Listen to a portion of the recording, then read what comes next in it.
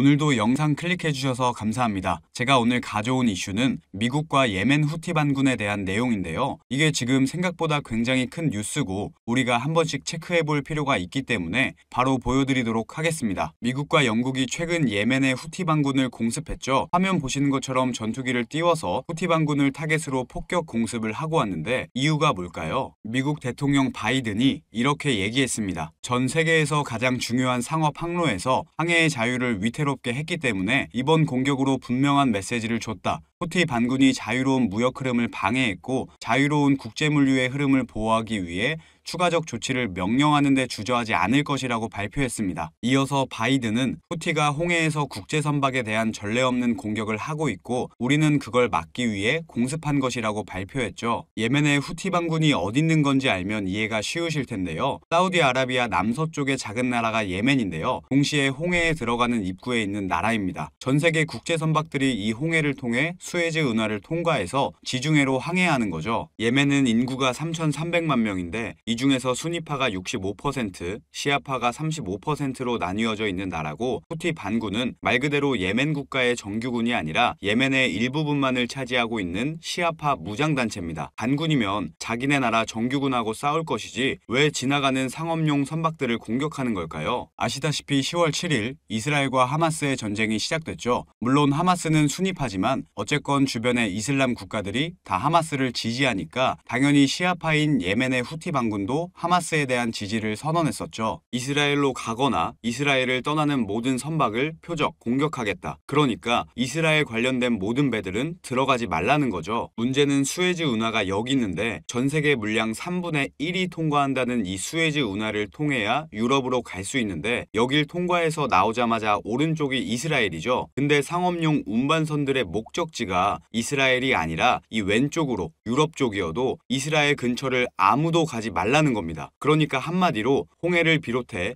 수에즈 운하를 지나가지 말라는 거죠. 그래서 제정신이 아닌 후티 반군이 여기를 통과하려는 선박들을 무차별 공격과 납치를 한 겁니다. 현재까지 약 30차례 드론과 미사일을 통해 선박들을 공격했다고 합니다. 그리고 여기가 이렇게 많이 좁아지는 구간이기 때문에 후티 반군이 여기서 대놓고 막고 있으면 이걸 피해갈 방법이 없는 겁니다. 실제로 11월 19일에 일본이 영국한테 빌렸던 갤럭시 리더호를 납치하면서 이 배의 승무원들을 감금하고 있는 상태고 12월 들어서도 지나가는 선박들을 여러 차례 납치 시도 및 공격을 했는데요. 이런 상황이다 보니 세계 메이저 해운사들이 홍해 쪽은 가지 않겠다 중단을 선언한 상황입니다. 전쟁 상황이다 보니까 이쪽으로 돌아가겠다는 건데 이렇게 수에즈 운하를 통과 안 하고 돌아가면 약 8,000km의 엄청난 거리를 돌아가야 되는 거죠. 그러니까 굉장히 많은 비용이 들고 보험료도 덩달아서 오르고 글로벌 운임지수, 즉 컨테이너 비용도 계속 올라가고 있죠. 운임지수가 오르면 모든 물건들의 가격이 비싸지고 글로벌 경제 성장에 굉장히 악영향을 미치게 되는 겁니다. 그러다 보니까 미국과 영국이 후티 반군을 100개 이상의 미사일로 공격했고 후티는 이란의 지원을 받고 있기 때문에 이란을 공격한 것으로 볼 수도 있겠죠. 그래서 잘못하면 중동 전쟁까지 확전될 우려가 있기 때문에 미국 대변인 존 커비가 국지전을 일으킬 의도도 없고 예멘 내전도 관심 없고 순위파 시아파 간 갈등도 관심 없으니까 수에즈 운하를 통과하는 선박들 공격하지 말고 길만 열어달라고 요구를 하고 있는 상태입니다. 그래서 후티 반군이 미국의 요구를 들어줬을까요? 여기서 잠깐 제가 분위기를 전환할 겸 제 영상을 항상 봐주시는 구독자분들을 위해서 준비한 깜짝 선물 오늘도 드릴 건데요. 그게 뭐냐? 제가 항상 여러분들께 강조드리는 게 있죠. 이 뉴스들만 잘 챙겨보셔도 돈이 된다.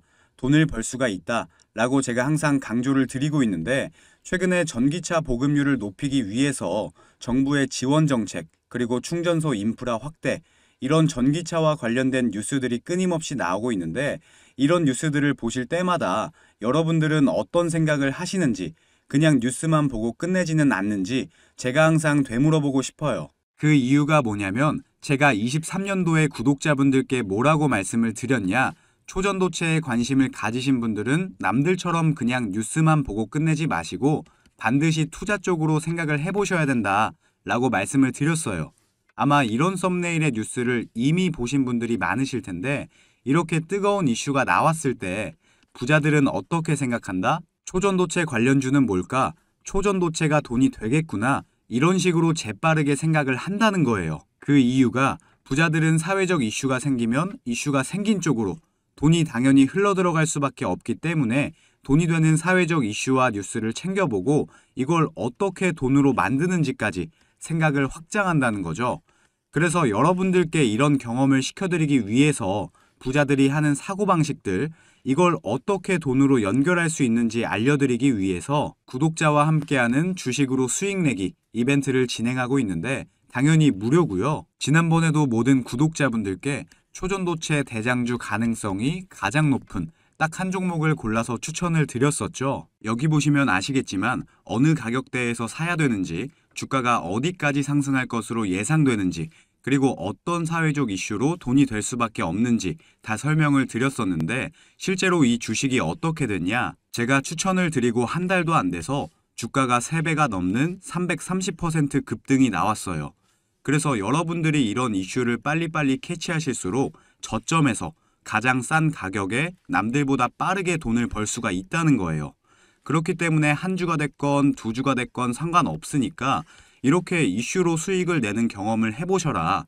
백날 첫날 쳐다보는 것보다 이걸 직접 내 거로 만들어내는 경험, 이게 굉장히 중요하다고 강조를 드렸죠. 어찌됐건 이때 당시에 참여하셔서 수익 내신 2,000명의 구독자분들 다시 한번 축하드린다고 말씀을 드리고요. 지금도 이렇게 많은 구독자분들이 참여를 해주고 계신데 기회는 끝나지 않았습니다. 이번에도 기회가 왔고요. 현재 가장 이슈가 되고 있는 게 전기차인데 뉴스들을 보시면 알 수 있듯이 정부에서 보조금을 지원하고 정책을 만들고 충전소 인프라 구축까지 약속을 한다는 이슈들이 나오고 있는데 이럴 때 우리는 어떻게 생각을 해야 되냐? 아, 그렇구나. 그런가 보구나. 이게 아니라 환경 문제로 전 세계에서 전기차를 타게 될 것이고 정부에서 미래 먹거리로 전기차 산업을 밀어주고 있으니까 전기차 관련주들의 수요와 가격은 올라갈 수밖에 없겠구나. 이게 돈이 되겠구나. 이렇게 생각을 하셔야 된다는 거죠. 자, 23년도에 초전도체 관련주들이 급등이 나왔듯이 나도 이번에는 전기차 관련주를 한번 받아보고 싶다. 수익을 내보고 싶다 하시는 분들은 여기 보시면 제 번호 공개해놨죠. 이건 제 개인 연락처니까 낮이고 밤이고 평일이고 주말이고 전혀 상관없습니다. 010-2275-7290번으로 전기라고 문자 보내주시면 제가 앞으로 급등 가능성이 가장 높은 전기차 관련주 딱 한 가지를 여러분들께 알려드릴 거예요. 그러면 직접 매수해서 수익을 내보시면 될 것 같은데 근데 저는 주식을 해본 적이 없는데요 하시는 분들은 이 종목을 받아가셔서 주변 지인분들에게 추천을 해주셔도 되시는 거고 자녀분들이 있으신 분들 같은 경우는 자녀분들께 엄마 아버지가 돈은 못 줘도 너 스스로 돈을 벌 수 있는 기회를 주겠다 하시면서 알려드려도 굉장히 좋겠죠. 요즘 이렇게 사회적으로 큰 이슈들을 알고 또 이와 관련돼서 돈을 벌 수 있는 기회를 제공해주는 아주 지혜로운 부모님의 면모를 보여줄 수가 있으니까요. 가족 간의 대화 시간을 가질 수 있는 건 덤이겠죠. 어찌됐건 무료니까요.